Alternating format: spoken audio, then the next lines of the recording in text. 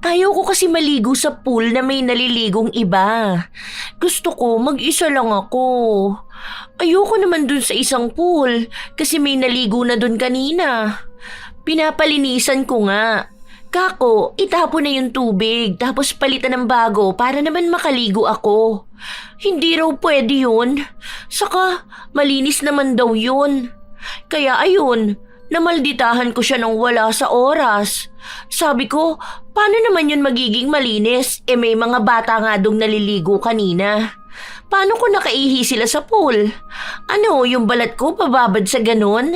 Ay, no way! Nakakadiri yun ng sobra, no? Pool naman yan, Han. Malamang nililinisan nila yan. Pareho lang din yan kapag naliligo ka sa dagat. Hindi naman din maiiwasang maihi sa pool eh. Kasi ako minsan ganun ang nangyayari. Yun na nga ang nakakadiri. Nakababad yung katawan ko sa maruming tubig. Yak! Naiisip ko pa lang yung germs na makukuha ko. Hindi ko na kinakaya. Ewan ko ba? Ikaw nga kumausap dun sa staff. Sabihin mo palitan nila yung tubig sa pool para naman makaligo ako. Nagbayad tayo rito kaya pagsilbihan nila tayo ng maayos ha. Ayoko ng marumi. Ayusin naman nila yung trabaho nila. Nandidiri talaga ako kapag may ibang tao na gumagamit sa pool. Sadya namang may mga taong maaarte. Naaayon ito sa kinalakihan nila pero meron ding mga tao na naging maarte na lang sa mga bagong nakilala nila. Ganon si Laila. Noong nakapangasawa siya, saka siya naging maarte kahit naman hindi siya lumaki sa marangyang buhay. Yun din ang magiging dahilan para gantihan siya gamit ang itim na kapangyarihan. May matututunan pa kaya siya sa mga pagkakamali niya? O sadyang bibit-bitin na lang niya ang parusa habang buhay? Ay, mabuti naman, gising ka na anak. Halika, sabayan mo na akong kumain. Pumasok na si Charles. Ano pong ulam? Yung natirang ulam kagabi. Marami pa kasi ito ininit ko na lang. Mamaya na ako magluluto kapag pananghalian. Papadalan din kasi ng pagkain si Charles. Tara na, dito ka na. Ayoko niyan. Ha? Ay bakit naman? Masarap naman kamo to, di ba? Nagustuhan mo nga kagabi. Pero ininit na kasi yan, ma. Tira na yung ulam kagabi. Hindi po ako kumakain ng inuulit na ulam. Kaya nga kapag may ulam tayo, ayoko na kainin yung naulam na natin. Gusto ko ng bagong ulam. Ayoko niyan. Hindi na lang ako kakain kapag ganyan lang din naman po. Maghihintay na lang ako hanggang mamayang tanghali. Ay, ganun ba? Ay, akala ko pa naman gusto mo to. Sayang naman, ang dami pa naman ito Pagkain na lang ng aso yung ganyan. Hindi pa naman kasi ito panis. Ininit ko naman ito. Kahit na po. Hindi ako sanay sa ganyang pagkain. Ayoko ng ganyan. Gusto ko yung palaging bagong luto, ganun. Teka, ano bang gusto mong ulam? Magluluto na lang ako ng itlog muna. Hindi na po, mag-grab na lang ako. Ikaw na lang po ang kumain yan. Kapag hindi nyo naubos, ipakain nyo na lang sa aso. Nakakadiri naman yan. Kinikilabutan ako kapag inuulit lang kainin yung naging ulam na. Nakakasuka. Nagpakita ng pandidiring ekspresyon si Laila habang lumalabas siya ng kusina.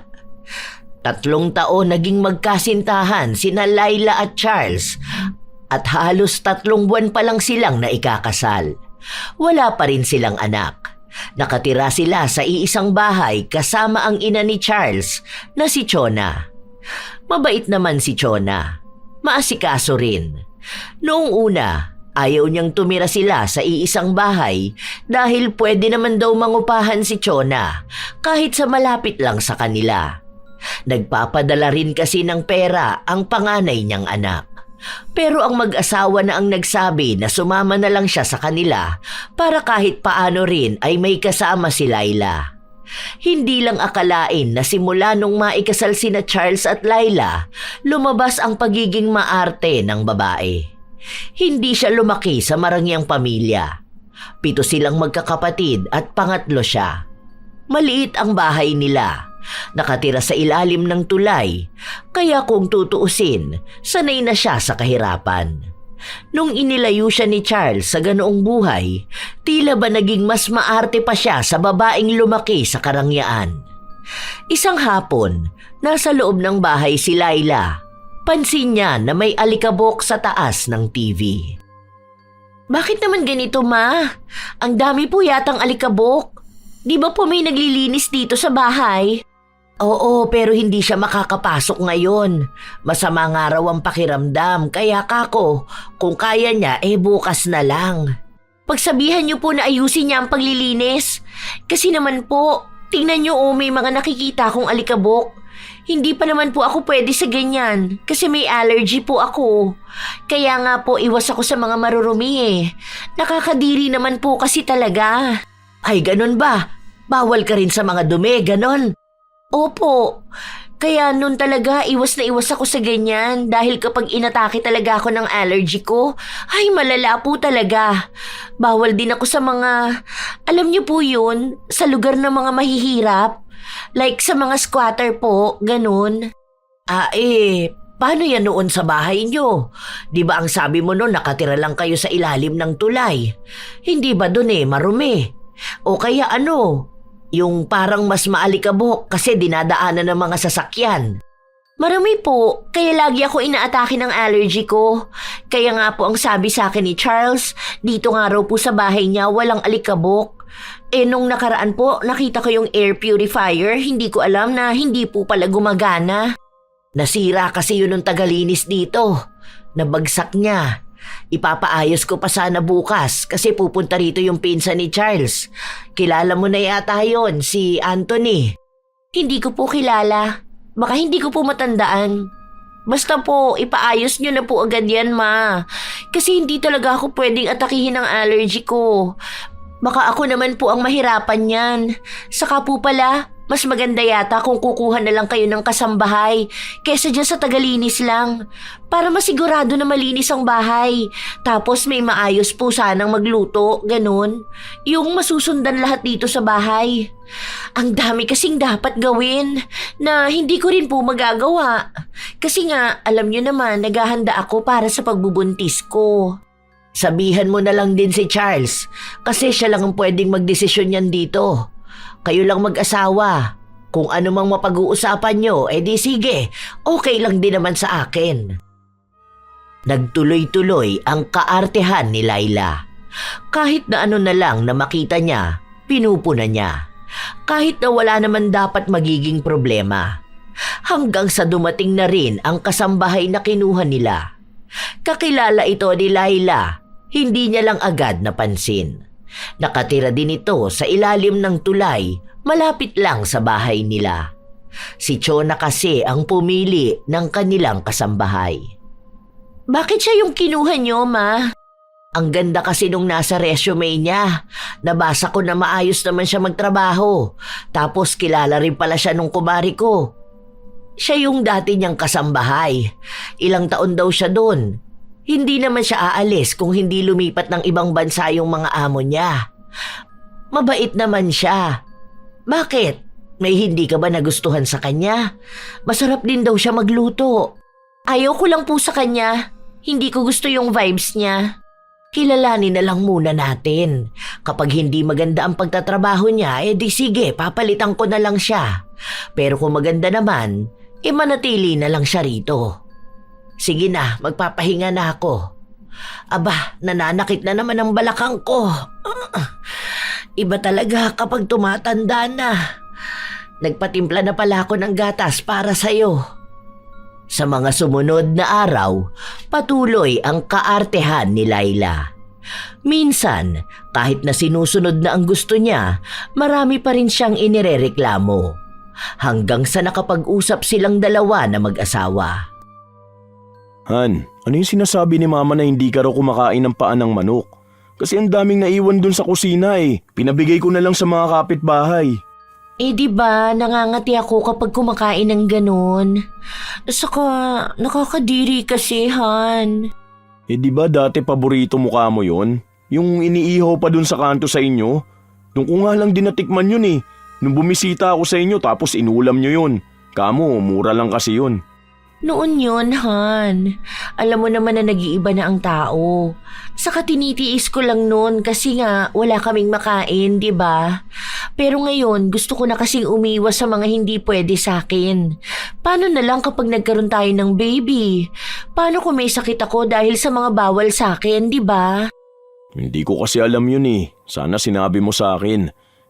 Ano pa bang mga bawal sa'yo? Para masabihan ko rin sina mama. Baka kasi bigla rin nilang mailuto.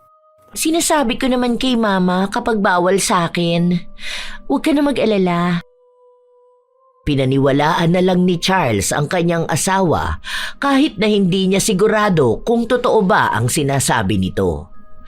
Kinabukasan, maagang umalis si Charles dahil masyado siyang abala sa kanyang trabaho. Kaya 3 na naman silang naiwan sa bahay kasama ang kanilang kasambahay. Nak, aalis muna ako ha. Baka bukas na ako uuwi. Pupunta ako doon sa kapatid ko. Alam na po ba yan ni Charles, ma? Oo, nasabi ko na sa kanya bago siya umalis. Kasi kauuwi lang nung kapatid ko na yun eh. Pupunta rin naman yun dito pero mauuna na ako. Sasama akong sumundo sa kanya. Bali bukas nandito po sila, no? Oo, kasabay ko na sila. Kaya nga ang sabi ko kay Daday, magluto na lang siya ng nilagang baka bukas. Paborito kasi yun ng kapatid ko eh. Sige na, aalis na ako ha. Wala namang pakialam si Laila kung may bisita sila bukas. Habang nasa loob siya ng bahay, kung ano-ano ang pinag-uutos niya sa kasambahay nila. Hindi naman ito makapagreklamo kahit na alam ng dalaga na ang kaartehan ni Laila ay gawa-gawa lang. Noon namang mga bata sila, kahit na anong pagkain ay kinakain ito. Kumakain pa nga sila ng pagpag noon. Kinabukasan, nagising na lang si Laila noong ginising siya ng asawa. Han, gising na. Nandyan si na tita. Tara, labas ka na, ipapakilala kita. Sayang hindi siya nakapunta nung kasal natin. Pwede bang huwag na lang muna lumabas? Masama kasi ang pakiramdam ko ngayon eh. Ayos ka lang ba? Ano bang nararamdaman mo? Medyo nahihilo lang ako. Parang umiikot ang paningin ko, ganon. Ewan ko. Ano bang kinain mo kahapon? Baka naman sa allergy mo. Hindi naman ako kumain kagabi. Ha? Bakit? Paano? Wala namang niluto. Yung ulam namin nung umaga pa. Ayoko nga ng ganun. Naaamoy ko na kasing panis na yung adobong atay na yun. Saka ayoko talaga ng atay. Nasusuka ako kapag kumakain ako nun. Bakit hindi mo pinagluto ng bagong ulam si Daday? Ayoko nga. May ginagawa siya eh. Ang dami niyang nililinisan kahapon. Kasi nga bibisita yung tita niyo rito. Sige, dito ka na lang muna. Ako na lang ang kakausap kay Daday. Padadala na lang kita ng pagkain mo rito. Ako na lang din ang magsasabi kina mama na masama ang pakiramdam mo. Hindi naman totoo na may sakit si Laila. Ayaw niya lang lumabas dahil iniisip niya na baka marami na namang itanong ang kamag-anak ng asawa. Ayaw pa naman niya sa lahat ng ganon. Tapos, baka itanong pa kung ano ang ginagawa niya sa buhay, kung saang pamilya siya galing.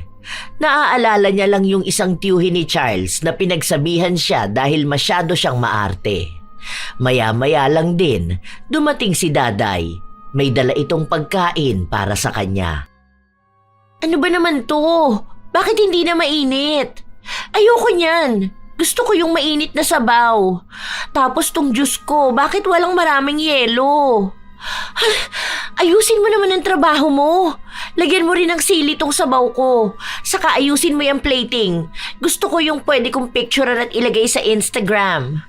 Hindi yung ganyan na basta mo lang sinandok. Ayusin mo yan, bilisan mo. Hindi naman nag-atubili ang kasambahay na gawin ang gusto niya. Nung ibalik sa kanya ang pagkain, maayos at mas maganda na ang pagpresenta. Itong baso ko, bakit ito? Palitan mo yan. Gusto ko yung magandang baso. Saka itong kutsara ko. Di ba may bukod na kutsara akong ginagamit? Ayoko nito, ang pangit to. Ayusin mo naman ang trabaho mo. Tapos yung tissue, ikuha mo ako doon. Noong makuha na ni Laila ang gusto niya, sa kanya kinuhanan ng litrato ang pagkain na nakahanda sa harapan niya. Ayan, okay na. Ano kayang caption ko rito? Okay. Thank you, Han. Ang asikaso mo talaga sa akin. Lagi akong buhay prinsesa sa'yo. Suportado mo talaga ang kaartehan ko. Yan, maiinggit kayo sa akin ngayon. Akala nyo ha? Matapos niyang kumain, hindi talaga siya lumabas ng kwarto. Nagpanggap siyang masama ang pakiramdam, kaya pumasok sa loob ng kwarto ang kanyang biyenan. Ano nak, okay ka na ba? Nakainom ka na ba ng gamot? Hindi ko po malunok. Ang hirap uminom ng gamot. Naku, papaano ka kaya niyan gagaling? Masakit ba ang ulo mo? Sobra po. Grabe po yung sakit. Dito po banda oh. Sige po ma. Okay na po ako rito. Baka po hinahanap na kayo ron. Hindi na, umuwi na sila eh. Hinatid na nga ni Charles. Teka, dapat pala magpabili ako ng prutas para sa'yo. Orange kaya ano? Ano ba gusto mo? Hindi ko po alam. Kahit ano na lang po siguro. Baka po pineapple, ganon. Gusto ko rin po pala ng lanzones. Ayun lang. Hindi ko alam kung may lansones ba. Pero sige, magpapahanap ako kay Charles. Pahinga ka na ha, pagaling ka. Nakuha na naman ni Laila ang gusto niya. Binilan siya ng asawa ng prutas na gusto niya. Matapos ang mga sumunod na araw, kung ano-ano na lang din ang hinihiling niya. Isang beses, sinama siya ng biyenan sa palengke. Nung mga araw na yon ay wala si Daday, kaya sila lang ang pwedeng lumabas. Habang naglalakad sila sa bilihan ng isda, nakatakip lang ang ilong ni Laila. Matagal pa po ba tayo rito, ma? Bibili kasi ako ng pusit eh. Bakit? Hindi ko na po kaya rito. Ang baho ng lugar na to. Feeling ko po susuka na ako eh. Kanina ko pa pinipigilan. Ang baho! Hindi ka ba sanay sa ganito? Normal naman ang amoy kahit na malansa kasing abentahan to ng isda. Hindi ako sanay sa malalansang lugar, ma. Sige, doon ka na muna. Hintayin mo lang ako doon. Doon ka sa may mga prutas para yun ang maamoy mo. Naghahanap pa kasi ako ng magandang bibilhan ng pusit eh. Bibili din ako ng sapsap. Sabi ni Charles gusto niya ng sinigang na sapsap. Sige na, dalhin mo na rin kaya ito. Ayoko, ma. Baka masakit yan sa kamay kapag binuhat ko eh. Baka kasi magsugat yung kamay ko. Doon na lang po kita hihintayin. Matagal ding namili si Chona. Bumili siya ng iba't ibang isda. Mahilig kasi si Charles sa isda kumpara sa mga karne. Kaya madalas na yon ang ulam nila. Nagluluto lang sila ng bukod na ulam para kay Laila. Ayaw kasi ni Laila ng malalansang pagkain. Marami siyang pagkain na ayaw. Nung makauwi na sila ng bahay, amoy na amoy ang isda kaya agad na naligo si Laila.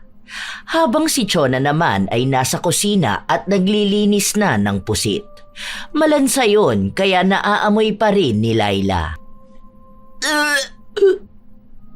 Ang baho naman talaga niyan, ma. Bakit po ba yan pa ang binili nyo? Nagmanok na lang po sana tayo ngayon. Hindi rin naman po ako kakain yan eh. Hindi naman mabaho. Normal naman ang lansa Pero para sa akin, sobrang baho. Bumabaliktad ang sikmura ko, ma. Doon ka na lang muna sa kwarto mo. Ako nang bahala rito. Tatawagin na lang kita kapag luto na ang pagkain natin. Hanggang sa matapos na ang pagluluto, naaamoy pa rin daw ni Laila ang lansa sa kusina kahit na wala naman nang naaamoy ang kanyang biyenan. Hindi rin siya kumain ng pusit dahil ayaw niya ng malansa. Kaya ang ipinaluto na lang niya ay pritong manok. Hanggang sa kinagabihan, umuwi na rin si Charles. Sabay-sabay silang kumain sa hapag. Bakit yan pa rin ang ulam nyo? Kanina pa yung tanghali. Ha? Bakit? Masarap kaya to. Sabi ko nga kay mama na ipagtabi ako eh. Paano naman kitang hindi ipagtatabi? Ako lang naman ang kumain yan. Bukas pa uuwi si Daday. Wala kang pasok bukas, di ba? Di ka ba kumakain ito, Han? Ang tanda ko nun, paborito mo to eh. Ayoko nga. Ang baho kasi niyan eh. Nasusuka ko kapag malalansa ang kinakain ko. Kaya nga ipinagluto ko na lang ng pritong baboy. Kanina, manok ulam niyan. Baka naman naglilihi ka na, anak. Kasi ang bango naman ito eh. Nagpiti na po ako nung nakaraan. Negative naman po. Magpiti ka na lang ulit sa susunod na linggo. Baka meron na yan na buo. Kasi hindi naman talaga tumalansa. Baka dito ka naglilihi. Naaalala ko kasi nung ipinagbubuntis ko tong si Charles, ayaw na ayaw kong nakakaamoy ng malansa. Kasi talagang babaliktad ang sikmura ko. Ay baka ganun ang iyo. O kaya magpunta na lang tayo sa doktor para ma-sure tayo doon. Sige na, kumakain na tayo. Hindi buntis si Laila. Sadyang nag-iinarte lang siya. Noon naman sa bahay nila, mas masangsang pa ang amoy sa malansang isda dahil mabaho rin ang amoy ng ilog. Kaya sanay na siya sa malalansa. Noon kasi, kumakain din siya ng kinilaw na isda. Pero ngayon na napangasawa na niya si Charles, kahit na anong isda ay hindi niya kinakain. Kinabukasan, maagang nagising si Laila. Lumabas siya ng kwarto kung saan naabutan niyang nasa kusina si Daday at nagluluto na. Ano yan? Ano yung niluluto mo dyan? Sinabi ni Daday na pinagluluto siya ng sinigang na sapsap. Yun daw ang gusto ni Charles na pagkain nila ngayong araw. Napangiwi na lang si Laila. Sasabihin niya sana na itapon na ang niluluto na yon dahil ayaw niya ng pagkain na yon. Pero sakto na dumating si Chona. Ang aga mo namang nagising, nak. Opo, may naamoy kasi akong nakakasuka. Ewan ko po kung ano yun. Ay, baka itong niluluto ni Daday. Baka nga po, ang lansa po kasi eh. Bakit po pala yan pa ang lulutuin? Nagmanok na lang po sana tayo. Kahit po sana tinola na lang, ganun po. Nakalimutan mo na yata na ito ang paborito ng asawa mo. Nag-request kasi sa akin. Ang tagal na raw niyang hindi nakakakain nito. Kaya ayan, ngayon na wala siyang pasok, ito yung pinaluto ko. Ay naku, tiyak matutuwa yun. Eh ano pong ulam ko niyan? Baka gusto mong subukan muna to. Nakakain ka na ba ng sinigang na sapsap? Hindi pa po. Kasi po, itsura pa lang ayoko na. Ang baho po niyan eh. Mabango naman. Nakakagutom na nga eh. Ewan ko po. Basta para sa akin, ang baho po talaga. Habang nag-uusap silang dalawa, nagising na rin si Charles. Nagpunta ito ng kusina at tuwang-tuwa sa naaamoy niya. Lalo na nung nalaman niyang paborito niya ang ulam nila. Nung kumakain na sila, nakasimangot lang si Laila. Hindi na kasi siya pinaglutuan pa ng ulam dahil matigas pa ang karne. Nak, kumain ka na dyan. Oo nga, Han. Try mo lang to. Ayoko nga niyan. Hindi yan masarap. Hindi mo pa nga natitikman, sinasabi mo na agad na hindi masarap. Tikman mo muna kasi. May makakain pa ba kayo dyan? Ang liit lang yan. Ang payat. Ang lansa tingnan oh. Naaamoy ko palang nasusuka na ako. Ano nang kakainin mo niyan? Ito na lang sabaw ang ulamin mo. Masarap naman kasi talaga eh. Subukan mo lang. Hindi naman porkit hindi maganda sa paningin mo, hindi na masarap. Baka magustuhan mo kasi ako paborito ko to eh. Walang nagawa si Laila nung ipinaglagay siya sa plato ng kanyang asawa. Naduduwal-duwal pa siya habang kumakain pero pinilit niya pa rin. Sa panlasa niya, masarap naman pero hindi niya pwedeng sabihin na nagustuhan niya. Dahil baka pilitin na siyang kumain ng ibang pagkain sa susunod at hindi na sundin ang mga kaartehan niya. Ilang minuto lang din ang nakalipas, nakaramdam siya ng gutom. Hindi kasi siya kontento sa nakain niya kanina. Han, ang sakit ng tiyan ko. Aray ko. Ha? Anong klaseng sakit? Saan banda? Gugutom ako. Tara, kumain ka. Sasamahan na kita sa kusina. No, ayoko. Ayaw ng ulam. Ang sakit ng tiyan ko. Ay nako, masarap naman yung ulam. Sige, wag na. Mamatay na lang ako. Grabe naman, mamatay ka agad. Ano bang gusto mong kainin? O-order na lang ba ako? Gusto ko po ng Jollibee. Jollibee? Opo, Jollibee. Jollibee. Ayusin mo kasi yung salita mo. O sige, magpag-grab na lang tayo. Order ka na ng gusto mo. Masaya na naman si Laila dahil napagbigyan na naman siya. Sa mga sumunod na araw, palaging dumodoble ang gastusin nila dahil ayaw niya palagi ng pagkaing niluluto sa kanilang bahay. Minsan pang nagluto ng gulay ang kasambahay nila. Gabi na nun, sakto nakauuwi lang din ni Charles. Ayokong kumain. Ha? Bakit na naman? Gulay yung ulam eh. Hindi naman ako kumakain ng gulay. Chop suey yun. Di ba dati gusto mo naman yun? Ang kwento mo pa nga sa akin yun na madalas na ulam nyo. Kasi nakakahingi kayo ng libre sa palengke. Bakit pansin ko yung mga kinakain mo noon ayaw mo na ngayon? Ayoko naman talaga nun. Wala lang akong choice. Ayoko kaya ng gulay. Try mo na lang ulit. Gulay kasi kami madalas Kung hindi gulay, isda naman. Si mama kasi yun ang gusto. Tsaka mas healthy talaga. Pwede rin namang meat kaso bibihira talaga. Ayoko nga kasi nun. Pipilitin mo na naman akong kumain nun. Ano bang gusto mo? Gusto ko ng ham. Ham na naman? Hindi naman healthy ang kinakain mo. Puro na lang prito. Try mo na lang yung gulay. Masarap naman yun Tara na. Hindi kumikibo si Laila. Hindi niya ginagalaw ang pagkain na nasa plato niya. Nakasimangot lang din siya. Sinabi sa kanya ng biyenan na pwede naman niyang subukan tikman bago niya sabihin na ayaw niya. Dahil masarap naman daw ang pagkakaluto nun. Pero ayaw pa rin ni Laila.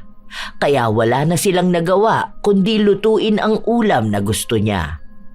Kinabukasan, nasa loob lang ng kwarto niya si Laila, habang ang biyenan niya ay kasama si Daday sa kusina. Ay, teka nga lang, hindi ko kasi alam kung kumakain niya ng manugang ko. Naku, baka mamaya nakasimangot na naman yun. Teka nga, itatanong ko kung kumakain niya ng adobong isaw ng baboy. Sinabi ng kasambahay nila na kahit ano naman noon ay kinakain ni Laila. Minsan nga raw ay namumulot lang sila ng isda sa gilid ng ilog at iyon ang uulamin nila. Minsan kahit toyo ang ulam, kumakain siya. Kaya imposible raw na hindi gusto ni Laila ang mga nakahain sa harapan niya. Lalo na yun ang mga pagkain na pangarap niya noon. Kinuwento rin ni Daday na wala naman daw kaarte-arte noon si Laila. Kaya nagulat siya nung umaakto na ito na galing sa mayamang pamilya. Habang ang totoong mayaman na kasama niya, wala namang arte. Hindi ko rin alam basta ayaw niya ng kung ano-anong pagkain. Sabi naman niya madalas may allergy siya kaya hindi na namin pinipilit. Kasinungalingan daw yon. Noon naman ay kahit na anong kainin o gawin ni Laila, walang tumatama na kahit na anong sakit sa kanya. Pero kahit na ganon, wala pa rin naman silang magawa. Bago magluto si Daday, sinigurado muna ng kanyang biyenan na kakainin niya ang ulam nila. Pumayag naman si Laila at sinabi na kaya naman daw niya itong pagtiyagaan. Ilang araw pa ulit ang nakalipas, nagkaroon ng bigayan ng ayuda sa kanilang lugar kung saan kahit sina Chona ay pwedeng makakuha. Bale, 2 ang makukuha natin. Sa inyo ni Charles tapos yung sa akin. Bukas yun ng 8 a.m. Pupunta tayo ng plaza. Bakit kailangan pa nun, Ma? Huwag na lang po tayo pumunta. May pambili naman po tayo, di ba? Sayang din naman yun. Dagdag din yun dito sa bahay. Pang-grocery ba? 5 kilong bigas din yun, aba. Kung 2 sa atin, edi 10 kilo na rin yun. Bigay naman yun eh. Ayoko kasi ng maraming tao eh. Tapos siksikan. Ang babaho pa naman ang amoy ng mga mahihirap na tao. Huwag ka naman magsalita ng ganyan, anak. Malamang mainit kaya papawisan. Mahihirap lang naman po kasi ang pipila sa ayuda. Hindi naman po kayo mahirap, kaya dapat hindi kayo nakikipagsiksikan. Hindi naman sa ganon. Bigay sa atin to. Lahat naman tayo may karapatang kumuha ng bigay galing sa gobyerno. Hindi naman tayo sobrang yaman, ano? Yung pinagkakakitaan natin dito sa bahay, galing lang din sa pagtatrabaho. Hindi naman sa pagnenegosyo. Kaya malaking tulong na rin ito sa atin. Kaya okay lang po sa inyong makihalubilo sa mga dukha. Huwag kang magsalita ng ganyan. Mahirap man sila, mga tao pa rin sila. Ay, kung ako lang talagang tatanungin, ayoko makipagsiksikan sa mga tao, no? Tapos madidikit ako sa mga mahihirap na yun. Ang babantot nila, ang lalagkit na mga pawis. Naiisip ko palang, naiinis na ako. Nagsalita si Daday at sinabi sa kanya na samantalang noon daw ay nakikipagsiksikan pa siya para lang makakuha ng 1 kilong bigas. Nakikipag-away pa siya kapag wala siyang nakukuha na ayuda. Tapos ngayon, umaasta na siyang hindi alam ang pakikihalubilo sa mahihirap. Na para bang lumaki siyang nasa loob ng mansyon. Dahil sa sinabi niya ay nainis sa kanya si Laila. Gusto na nga siyang tanggalin sa trabaho pero hindi ito pinayagan ni Chona. Lalo pa at malaki ang naitutulong ni Daday sa kanya sa bahay. Ni minsan kasi ay hindi humawak ng walis si Laila. Hindi siya naglinis ng bahay, kaya ngayon na naroon na si Daday, gumaan na ang trabaho ni Chona. Hanggang sa dumating na ang oras na kukuha na sila ng ayuda. Napakaraming tao. May mga nakikita pa si Laila, nakakilala niya. Ew! Huwag ka nga masyadong lumapit sa akin. Pawis na pawis ka, oh. Isa pa to, ang lansa mo masyado. Naduduwal ako, ma. Nagtitinda kasi ng isda yan sa palengke. Napadaan lang din para kumuha ng ayuda niya. Hindi naman din ganun kabaho, anak. Sabi ko sa inyo kaya ayoko ng maraming tao. Ang babaho nila. Kung saan-saan ba naman kasi nagpupunta yung mga mahihirap na yan. Tapos madidikit sila sa balat ko. Nakakadiri naman ang sobra.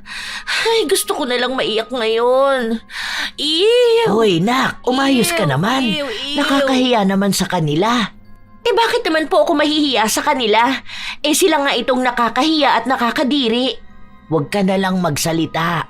Kung mahirap sila, hayaan mo. Pare-pareho naman tayong tao. Bakit po kasi nakakadiri sila? Hay, sana matapos na tong bigayan ng ayuda na to. Sana po sa susunod, ma, wag na po tayong pipila sa ganito, ha? Ayoko pong nakikihalubilo sa maraming tao. Nagkakaroon ako ng allergy. Muntikan pang magkaroon ng kaaway si Laila dahil sa isang babae na bumangga sa kanya. Pawisan kasi ito, tapos sa paningin niya ay mukhang madungis. Ayaw na niyang nadidikit sa mga taong ganon.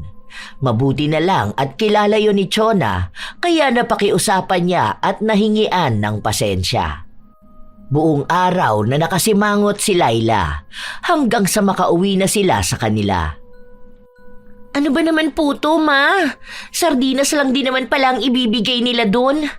Ano naman pong gagawin natin dito? Sinong kakain ito? Wala naman po tayong aso. Masarap naman ang sardinas, ha?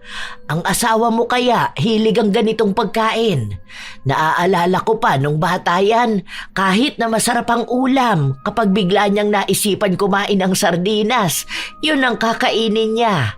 Pagkain lang po yan ng aso, ma. Nakakadiri naman. Naiisip ko palang nasusuka na ako. Sige po, maliligo na ako. Feeling ko dumikit na sa katawan ko yung amoy ng mga tao doon. Hay, ang lagkit ko na. Yak! Agad na rin namang naligo at nagbihis si Laila. Pagpasok niya sa kwarto, pansin niyang bago na ang sapin nila. Pero hindi siya masaya roon, kaya pinagalitan niya si Daday. Di ba ang sabi ko ayoko nang may lukot ang higaan kapag bagong palit lang? Tapos hindi pa mabango? Ang sabi ko mga 2 beses mong lalaban, di ba? Pati sa damit namin. Tapos gusto ko yung banlaw na banlaw para mawala talaga yung amoy ng sabon. Sabay ibababad mo sa downy. Ano tong ginawa mo, ha? Ano ba yan? Ayusin mo naman ang trabaho mo.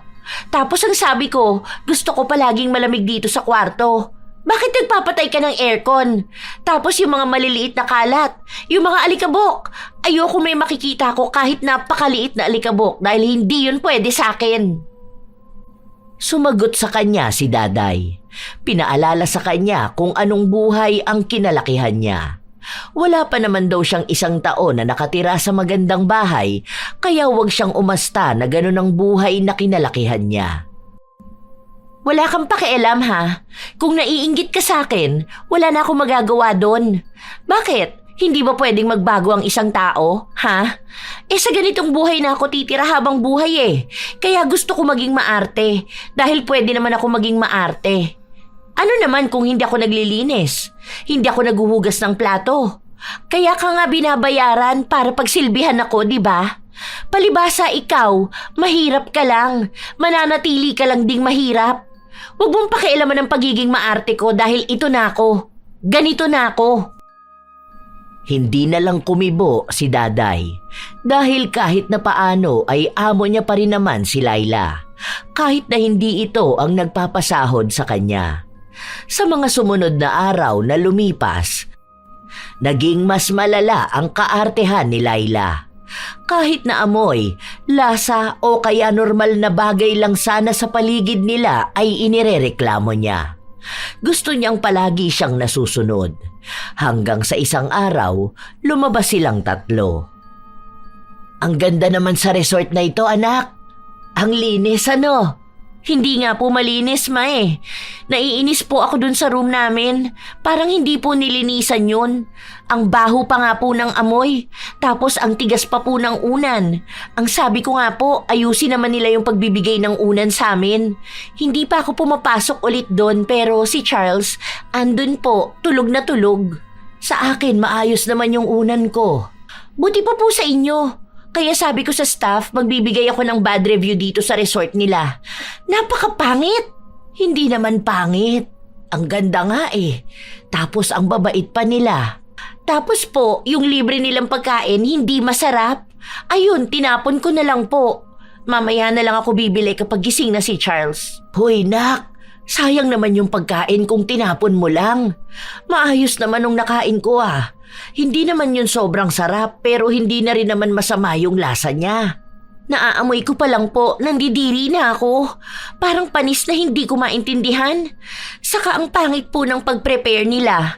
Hindi siya pwedeng picturean tapos i-post sa social media.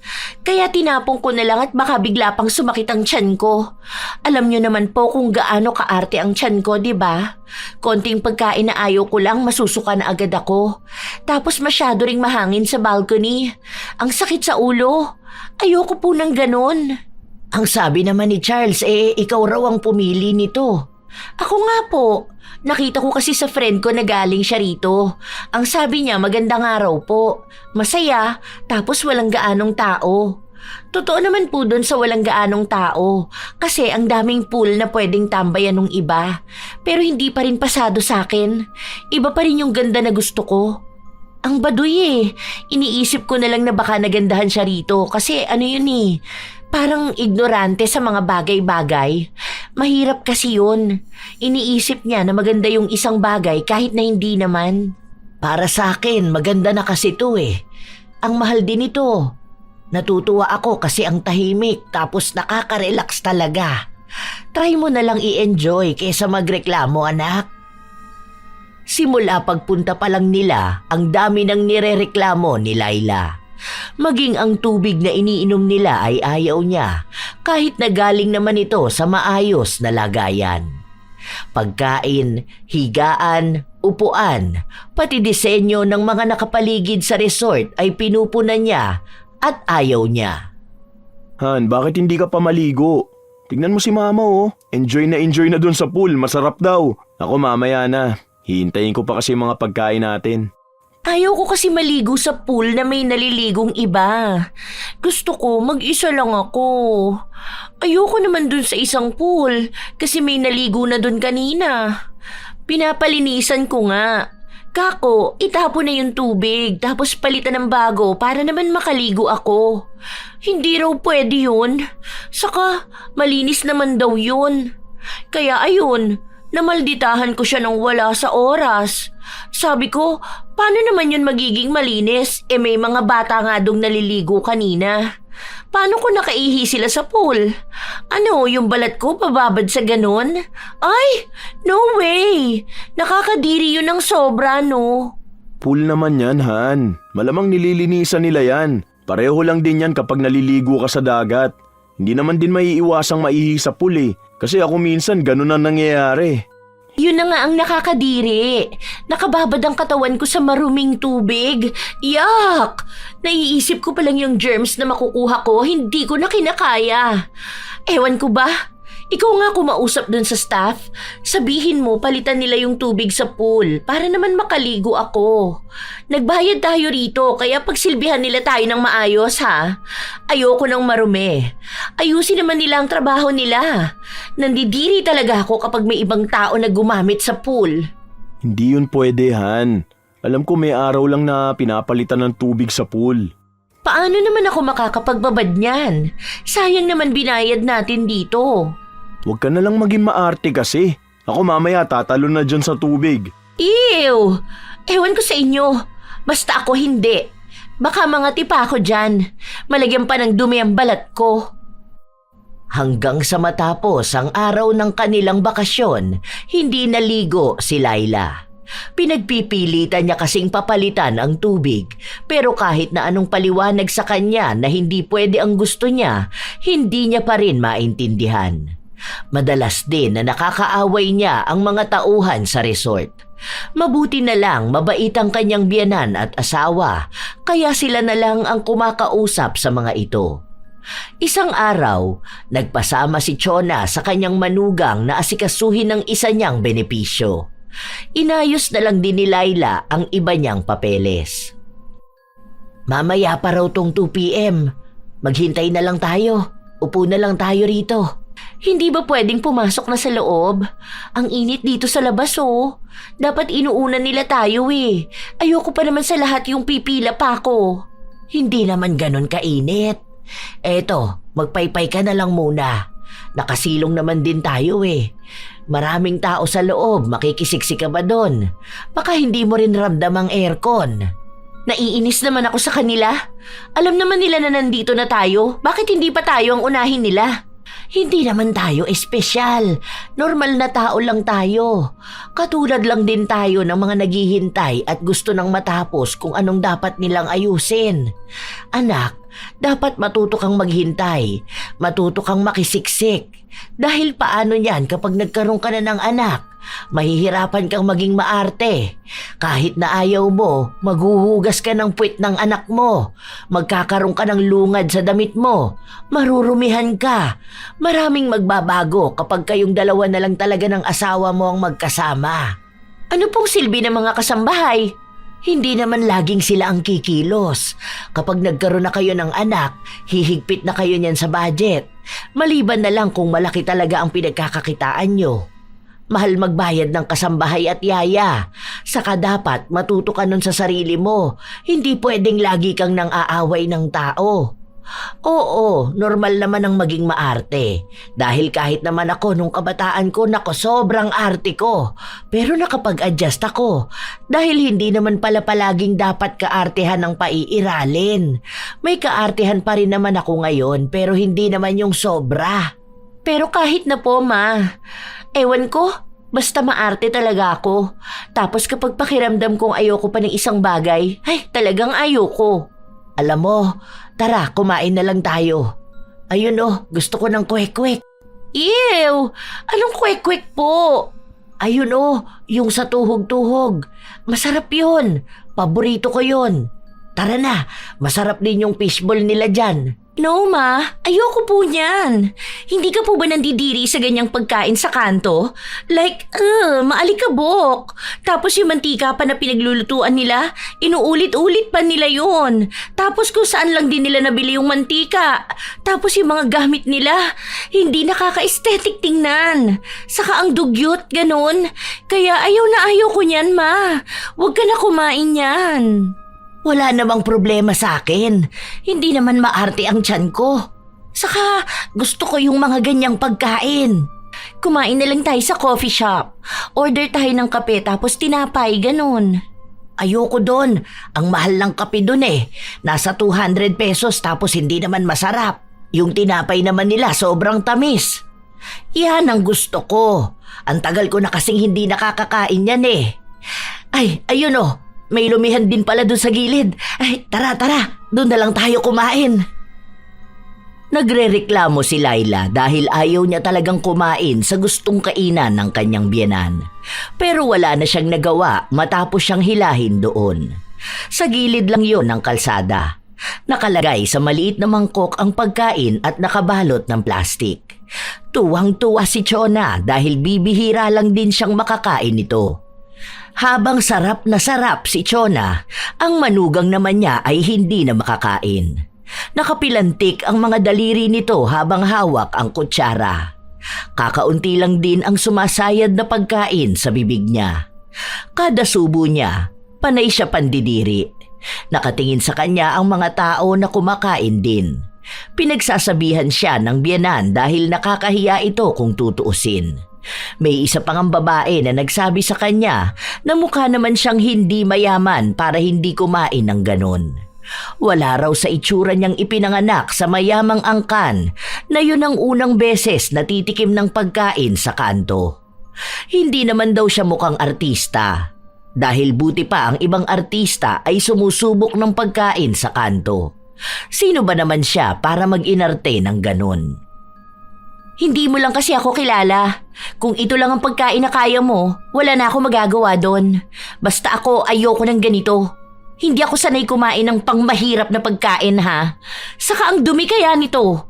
Isipin mo tong kutsara na to kung sino-sino nang nakakain dito. Tapos paano kaya to niluto? Mukha namang dugyot din yung tagaluto. Ew! Hindi talaga kaya ng sikmura kung kumain ng ganito. Muntikan pa silang mag-away ng babae, pero inawat na lang sila. Hindi rin naman kasi nagpapatinag si Laila sa kanyang kaartehan. Nung makauwi na sila sa bahay, para bang nagsusuka siya ron. Sakto naman na dumating na rin ang kanyang asawa. Anong nangyari sa Han? Bakit ganito to, Ma? Hindi ko rin alam eh. Baka dahil yan sa kinain namin kanina. Kumain kasi kami doon sa labas. Sa kanto lang mismo, yung naglalako ng pagkain doon. Ikaw po ba wala ka nararamdaman? Baka na food poison naman kayo ron. Tara, pumunta na tayo sa ospital. Pagkarating nila ng ospital, agad na sinuri si Laila. Wala namang ibang nakita sa kanya. Hindi naman nakasama ang pagkain na kinain niya. Pero nagpapanggap pa rin siyang hinang-hina. Hindi naman talaga totoo ang pagsusuka niya. Idinaan niya lang sa ganong paraan para magmukhang hindi talaga siya pwedeng kumain ng mga pagkain sa kanto. Huwag na lang po kayong kakain ng ganon sa labas, Ma. Mahina siguro talaga ang tiyan ni Laila kapag ganong pagkain. Ay sige, pasensya na hindi ko naman talaga alam na ganyang kasela ng tiyan niya. Baka nga hindi niya kinaya. Hayaan mo, sa susunod hindi ko na lang din siya pipiliting kumain. Okay lang po, Ma. Basta po kapag ganun, hindi po talaga ako pwede. Nahihirapan po kasi akong tanggapin ng tiyan ko kapag marumi ang pagkain. Kaya nga po, sabi ko sa inyo na wag na rin po kayong kakain ng ganun. Sige, sandali nga lang, ipagluluto na lang kita. Ano bang ulam ang gusto mo?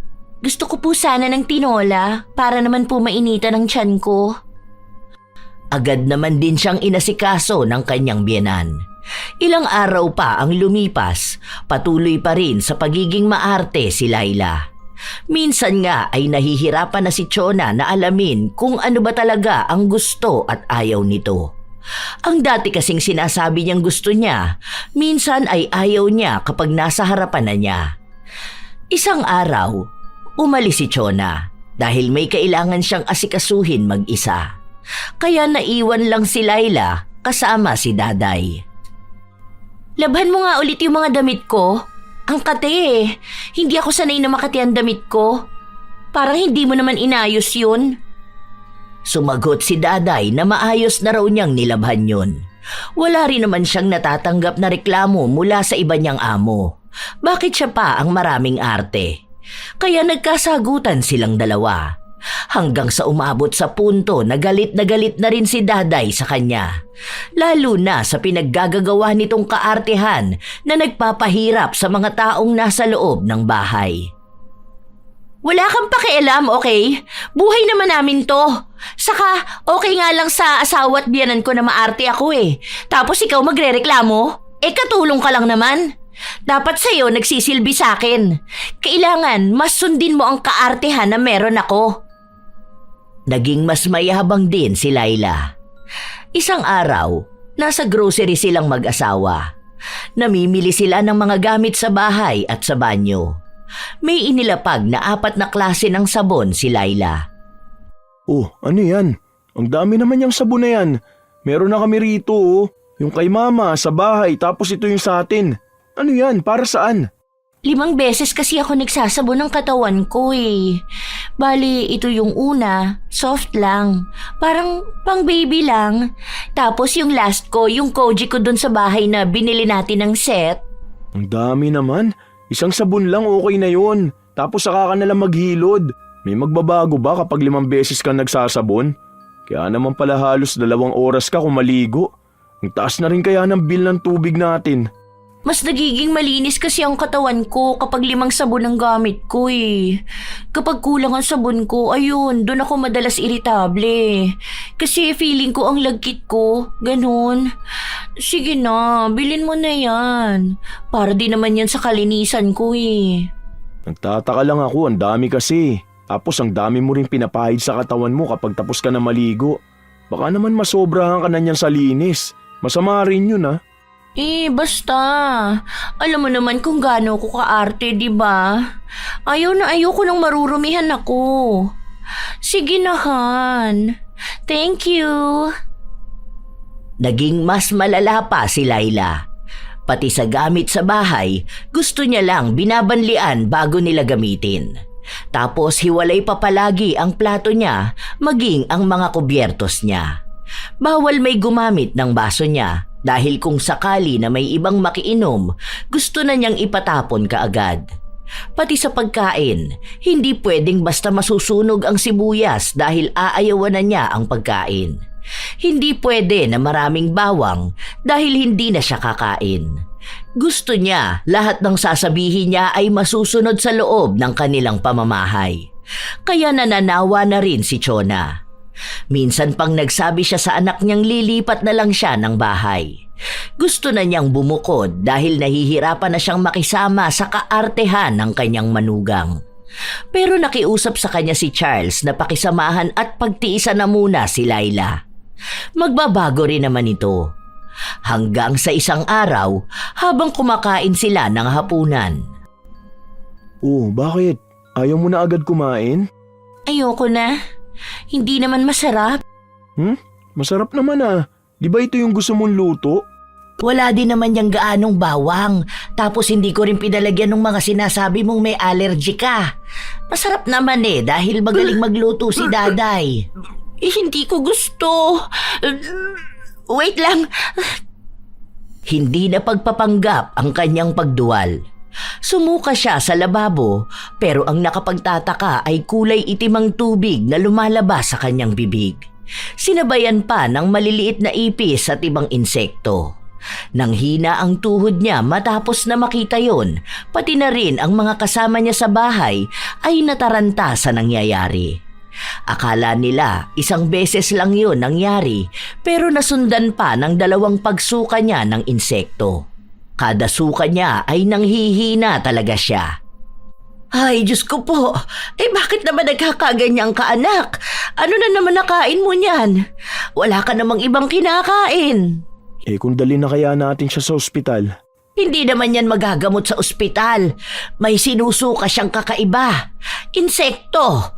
Ibig sabihin, parang ano yan, yung sa mga barang, ganon.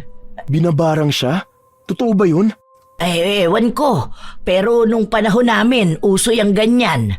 Hindi ko lang akalain na magkakaganyan siya. Ngayon lang din naman ako nakakita ng tao na sumusuka ng ipis. Ay, nakakakilabot kaya. Teka, susubukan kong magtanong sa kaibigan ko. Mas may alam siya sa mga ganito eh. Hindi na mawari kung ano ba ang nararamdaman ni Laila. Kahit na hindi siya kumain, panay pa rin siya suka. Isang araw, nakahiga lang siya sa kama. Mabilis na nangayayat dahil hindi na siya nakakakain. May nakausap na ako, anak. May tinuturo siyang albularyo sa akin. Kaso dadayuhin pa natin. Mas mainam na yung ganon, kesa naman maubos ng tuluyan yung lakas mo sa kasusuka mo. Ma, sobrang sama talaga ng pakiramdam ko. Ayan na naman. Feeling ko may ipis na naman sa sikmura ako. Hindi talaga ako makagalaw ng maayos. Bakit ba ganito? Hindi ko rin alam, anak. Wala ka namang ibang nakakain, hindi ba? Wala naman po. Dahil ayokong kumain ng ibang pagkain. Ayoko nga po na magkasakit ako. Kaso, ang lala naman itong naging kapalit.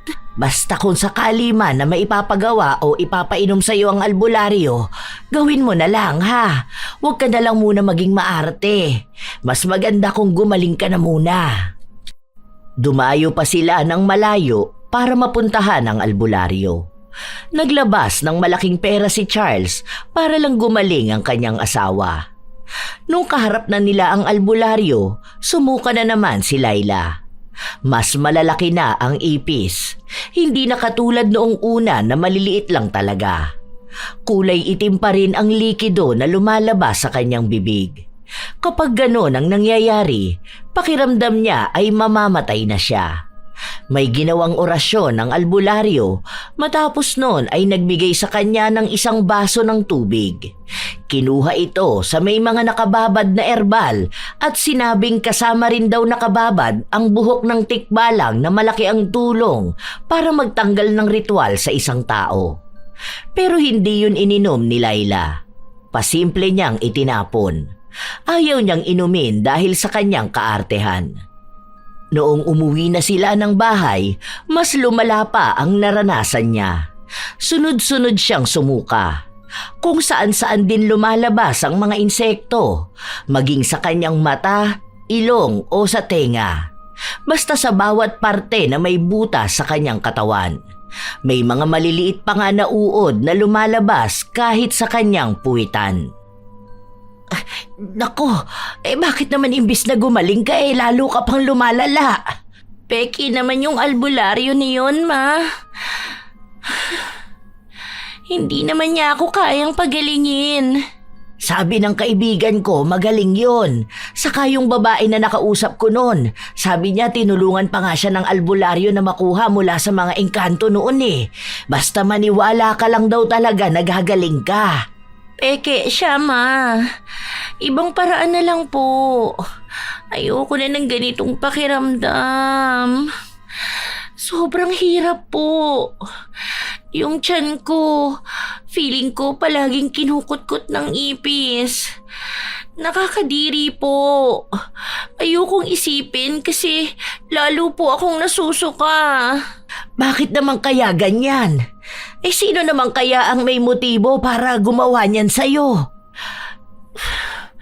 Feeling ko po, si Daday. Baka naiinis na siya sa akin. Imposible naman, kasi yung relihiyon niya hindi naniniwala sa mga ganito. Baka naman ibang tao. May iba ka pa bang nakaaway? Teka nga, ako na lang ang babalik doon sa albularyo para naman makausap ko siya. Para malaman ko rin bakit mas lumala ka pa sa halip na gumaling. Gusto ko na kumain, Ma. Magpapahanda ako ng pagkain mo. Yung masustansya para kahit paano makabawi ka naman ng lakas. Naghanda ng pagkain si Daday. Pero sa kaartehan ni Laila, hindi niya ito kinain. Itinapon niya pa. Kung ano-ano na lang ang hinihingi niyang pagkain. Pero kapag kakainin na niya, isusuka naman niya.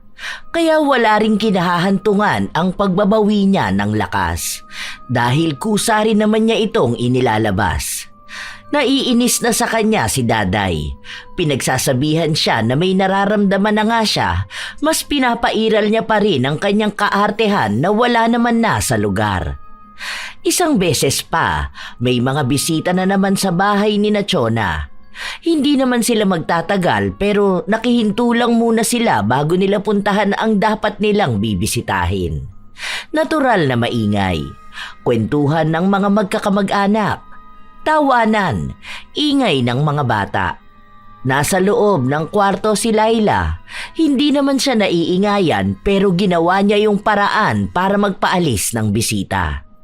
Tinawagan niya ang kanyang biyenan. "O nak, may kailangan ka ba? Gusto mo bang pumunta ako sa kwarto mo?" Hindi na po, Ma. Baka pwede pong sabihan niyo yung mga kausap niyo na wag po silang maingay. Bakit? Maingay ba dyan sa kwarto mo? Mahina na ang boses namin. Saka malayo-layo naman kami. Hindi ko alam na naririnig pala hanggang dyan. Sensitive po kasi ang tenga ko. Naiingayan po ako kahit na mahina lang. Nahihirapan po akong makatulog kapag ganun. Kaya nga po, nakikisuyo na ako sa inyo. Gusto ko po magpahinga. Baka pwedeng wag naman pong maingay. Ay, oo, sige. Doon na lang pala kami sa labas. Pasensya ka na. Sige, tulog ka na ha. Magpahinga ka na muna dyan para makabawi ka ng lakas. Nawala ang ingay dahil kahit na mainit, nasa labas lang ang magkakamag-anak. Hindi naman sinabi ni Chona kung ano bang nangyayari sa kanyang manugang. Baka bigla itong maging sentro ng usapan. Mabilis pa namang kumalat ang balita, lalo na kapag ganon ang issue. Dahil sa pagpapaalis ni Laila, naging tahimik ang lahat. Pero kasabay nun ay may lumabas na ipis sa kanyang tenga. Halos mapasigaw siya sa sakit at pandidiri. Naiiyak na lang siya sa mga sumunod na nangyari sa kanya. Ilang buwan ang inabot ng ganong kalagayan niya. Hanggang sa bumalik si Chona sa albularyo. Kinausap niya ito tungkol sa kalagayan ng manugang. Gusto niyang malaman kung kailangan pa ba nilang bumalik para gumawa ng ritual. Pero ang sabi ng albularyo, hindi naman daw gagaling si Laila dahil hindi naman ito ininom ang gamot na ibinigay sa kanya. Hala, hindi niya ininom? May kaartihan kasi ang manugang ko na yun eh. Pagpasensyahan mo na po. Baka pwedeng bigyan mo ulit ako ng gamot. Ako na lang ang pipilit sa kanya na uminom nun para sana gumaling siya. Gusto ko na talaga siyang gumaling dahil naaawa ako sa kanya. Pati na rin sa anak kong laging napupuyat. Ayoko kasi na may nakikita akong nasasaktan. Maarte lang talaga yun pero mabait naman siya. Sige na, baka matulungan mo pa kami. Ako na lang talagang magpapainom sa kanya. Pangako, babantayan ko siyang maigi para lang makita na iinumin niya talaga yung bigay mo. Hindi nagbigay ang albularyo. Sinabi niya na kailangang si Laila mismo ang manghingi nun sa kanya. Para daw kasing binastos na nito ang tradisyon nilang mga albularyo. Dahil kung gusto niyang gumaling, kailangan niyang alisin ang kaartehan na meron siya. Kung hindi, baka habang buhay na niyang pagsisihan ang isang maling desisyon na kanyang nagawa. Kung kaartehan ang iiral sa kanya, dapat niyang pagtiisan ang barang na meron siya. Dahil yun lang din naman ang tanging paraan para gumaling siya. Hindi rin naman aayos ang kanyang kalagayan kung patuloy din siyang makakapanakit at makakaapak ng ibang tao dahil sa maling pag-uugali. Umuwi si Chona at sinabi yon sa kanyang anak. Baka naman po hindi totoo yun, Ma. May iba pa bang pagpipilian ha? Kapag ba sinabi mo sa doktor na sumusuka ng insekto ang asawa mo, ano na lang ang sasabihin nila sa'yo? Ang sabi sa akin, kapag naturukan niya ng gamot, baka mamatay pa siya. Ano ba gusto mo? Isaalang-alang ang buhay ng asawa mo para lang matupad ang kaartehan niya? Tama rin naman ang sinabi ng albularyo. Wala sa hulog ang asawa mo pagdating sa kaartehan. Kasi naman, Ma, gano'n naman na talaga siya. Hindi naman ibig sabihin na gano'n na siya kaarte, hindi na siya magbabago. Gusto ko na ikaw na lang ang kumausap sa asawa mo para sana mas alam mo kung paano mo yun sasabihin nang hindi siya masasaktan. Wala naman po sigurong masamang maging maarte, Ma. Kasi po parang nakikita ko na kahit babae o lalaki may kaartehan po talaga. Hindi ko naman sinabi na masama ang maging maarte. Kasi ako, aaminin ko na maarte talaga ako. Malala ang kaartehan ko noon pero hindi naman din kasing lala ng sa asawa mo. Pero nung nagkaroon ako ng anak, nagbago naman ako. Yun nga ang iniisip ko kapag nagkaroon na kayo ng anak. Ang problema lang, paano din naman kayo magkakaroon ng anak kung may sakit siyang ganyan, di ba? Ikaw na lang ang kumausap sa kanya, ha? Pinaubaya na lang talaga ni Chona ang lahat sa kanyang anak. Umaasa siya na pagsasabihan nito si Laila. Noong una, hindi pa inamin ni Laila na hindi niya ininom ang bigay ng albularyo. Pero nung panahon na hirap na talaga siya, bigla na lang siyang napaamin. Hindi sa asawa niya kundi sa kanyang biyenan. Hindi niya rin alam kung bakit kay Chona siya biglang nagsabi. Marahil ramdam niyang nais din talaga ng kanyang biyenan na gumaling siya. At ito lang din ang malakas ang paniniwala sa albularyo. Nandidiri po kasi talaga ako. Kung nakita niyo lang kung ano ang itsura ng tubig. Tapos yung baso na papainuman sa akin, sobrang dumi. Paano kung yung tubig po kinuha lang sa kanal tapos sinabi lang na may ritual yun? Paano ka nga naman gagaling kung hindi ka naniniwala? Tingnan mo nga, lumala pa yung nangyayari sa'yo. Hindi naman yan ganyan nung una. Wala na po bang ibang paraan? Ayoko talaga uminom nun. Baka magkasakit pa ako. Baka sumakit pa ang tiyan ko. Nak, alam ko naman na hindi ka ganyang kaarte noon. Tanggap naman kita kung ano ka eh. Kahit na hindi ka galing sa marangyang pamilya. Kahit pa sa ilalim ng tulay, sa barong-barong na bahay kayo nakatira. Kung kumakain ka ng pagpag noon, okay lang din naman sa akin na maging maarte ka dahil napagtanto mo na yung dating ginagawa mo hindi naman tama. Pero wag naman sana yung sobrang kaartehan mo. Nawawala ka na sa katotohanan eh. Kasi sa totoo lang, ang dami ko na ring nakilalang maarte. Pero nasa lugar naman. Paano po? Totoo naman kasi na ayokong inumin yun. Pero gusto mong gumaling. Gusto ko po. Pero mas uunahin mo ang kaartehan mo. Yun na nga po ang napagtanto ko. Yung mali kong pag-uugali na may kinalaman sa kaartehan ko pong ito. Nitong mga nakaraan, sobrang lala ng sakit ng tiyan ko. Tapos sumuka ako. Ang laking ipis po nun. May kung ano pang insekto. May naisuka pa nga akong alupihan. Tapos dun ko pinagsisihan na hindi ko ininom yung gamot na bigay ng albularyo. Inisip ko na kung hindi ako nagpanggap na maarte, baka hindi po ako ganito. Mas lumala pa nga po. Mas masama pa ang nangyari sa akin kaysa magkasakit dahil sa panis na pagkain. Ibig sabihin, gusto mo nang gumaling dun sa albularyo. Sigurado ka na ba dyan sa desisyon mo? Ang sabi niya sa akin, dapat kung babalik ka, buo na ang paniniwala mo. Opo, sana. Kung pwede pa po sana. Gusto ko na po kasi talagang gumaling eh. Ayoko po ng ganitong pakiramdam, Ma.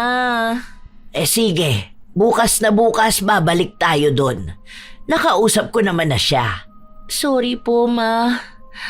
Alam ko po na noon pa man, sobrang na-stress na kayo sa akin. Ang pangit ng kaartehan ko. Sorry po talaga ha. Ang swerte ko pa rin po na mabait ang biyanan ko. Baka kung iba yan, baka pinagsasampal na ako kada mag-iinarte ako. Sinabi ko naman sa'yo na ayos lang ang maging maarte. Bilang babae, hindi talaga mawawala sa atin na may parte tayo sa sarili natin na maarte tayo.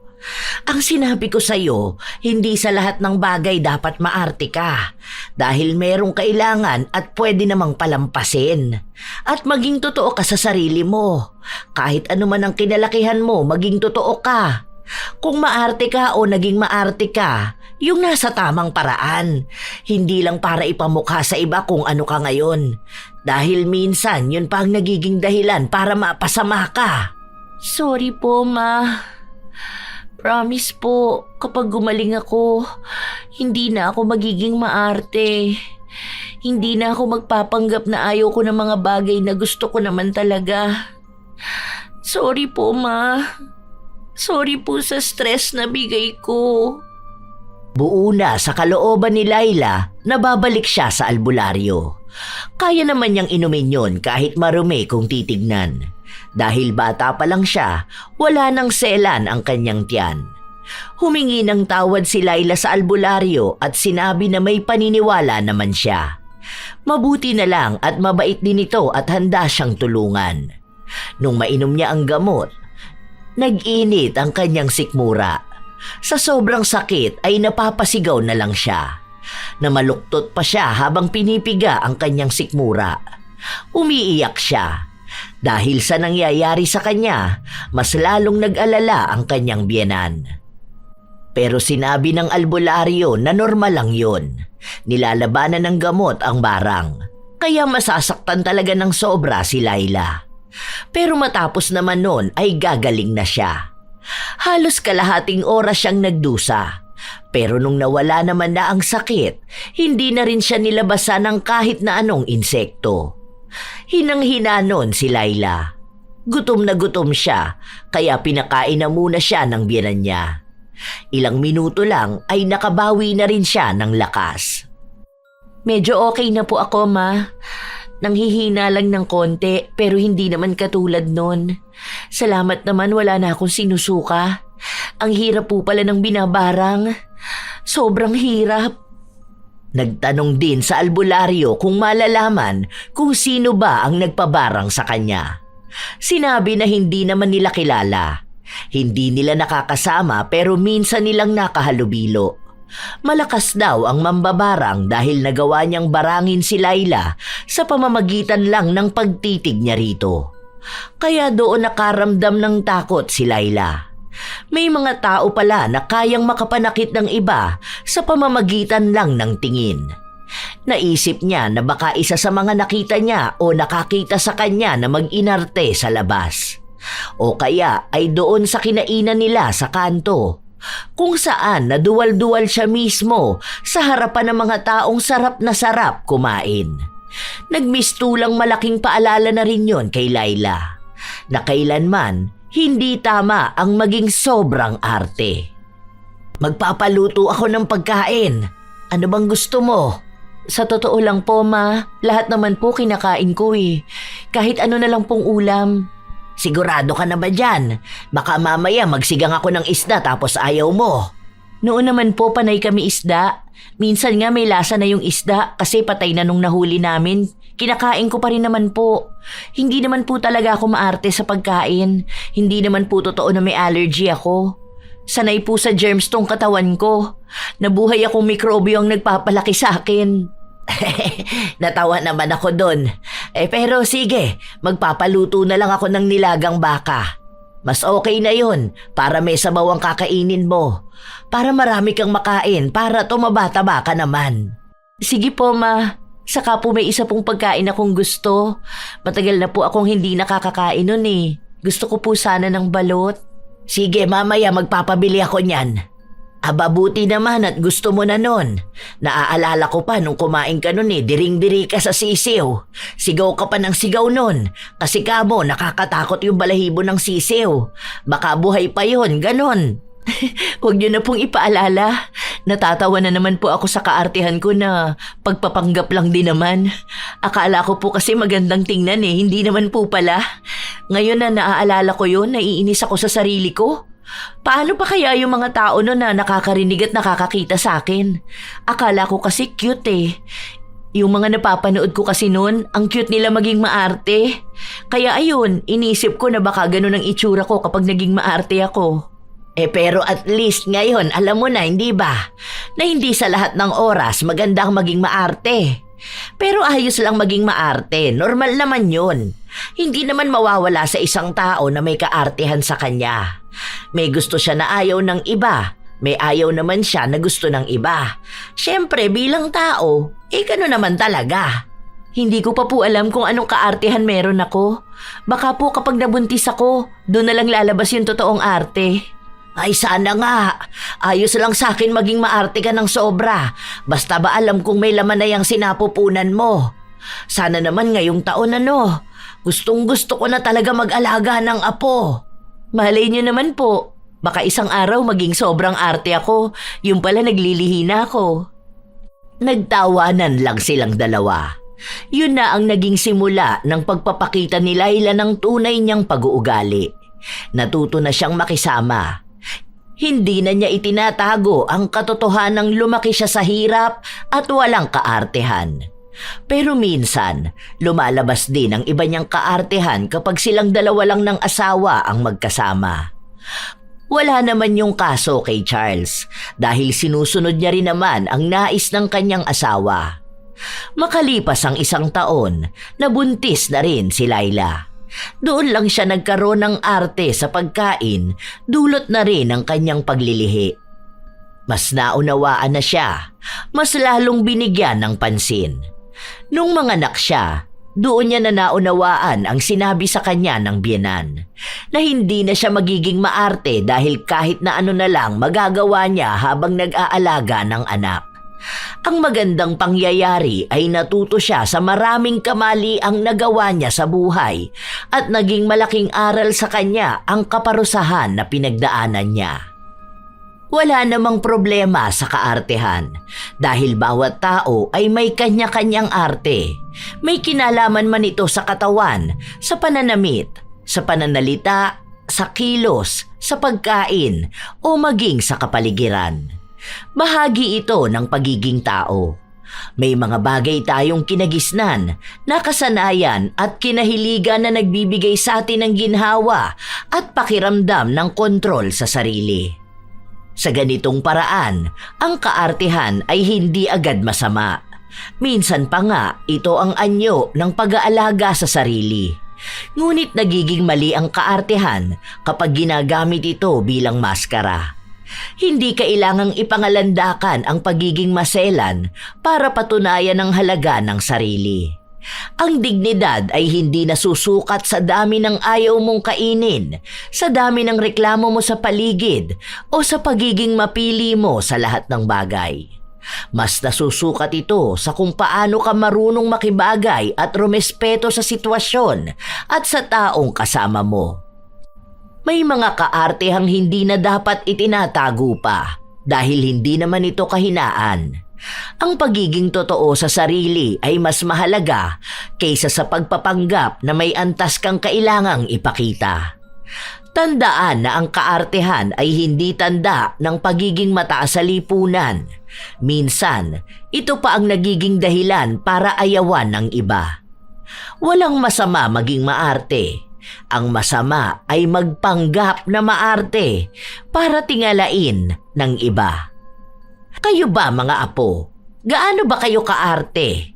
Naiinis din ba kayo sa mga taong sobrang arte? Kung gayon, malamang ay may mga kwento kayo. Maaari nyo yang ibahagi kasama ang inyong opinyon ukol sa ating bagong kwento. Naway may natutunan kayong aral. Ito ang inyong Lola Telang at maraming salamat sa pakikinig nyo mga apo.